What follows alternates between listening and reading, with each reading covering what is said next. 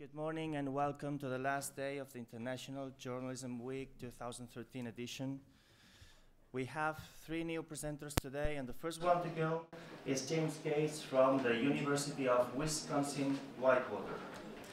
James will present us a conference on digital media. What can the past teach us about the future? So James.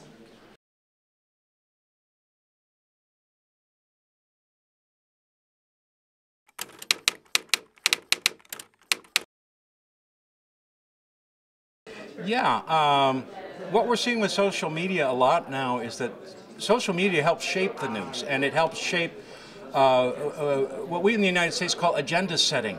What are the issues people are talking about today? What are the issues of concern?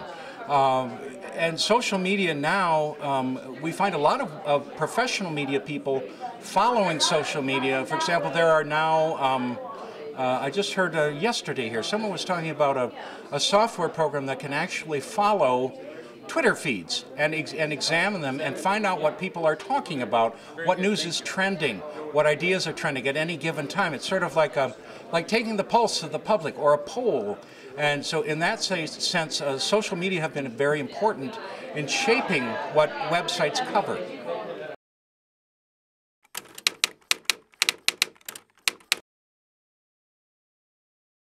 There's a question what the platform of the future is going to be. The cell phone is pretty limited. I have found that the iPad mini is not too small. It's still large enough that you can read news and get a good comprehension. I think for the cell phone is always going to be sort of a headline machine. You do see people reading stories of maybe a couple screens length, which on a cell phone would certainly be no more than maybe 200 words. So the phone is a headline service and a little more.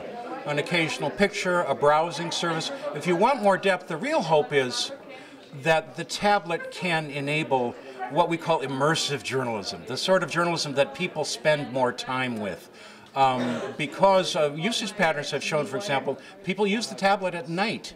They don't use personal computers at night, either the desktop or the laptop. And usage of tablets actually goes up at night. This means people are using them to read more like magazine-style stories, and that's encouraging.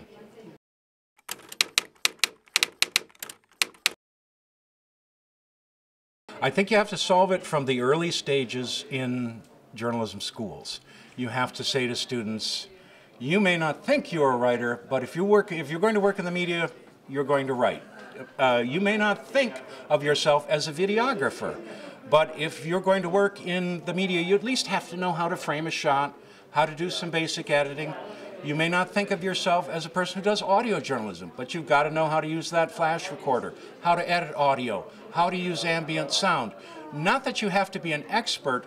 The biggest thing is really attitude. The journalist has to have an attitude of, yes, I can do this. I may not be the greatest expert, but you don't have to be a great filmmaker, for example, to shoot video for the web. You simply have to be willing and say, yes, I'll try. I always tell my students, if your first production is not that good, and it probably won't be, I guarantee you the second one will be better. And if you do it 100 times, you'll get pretty good at it.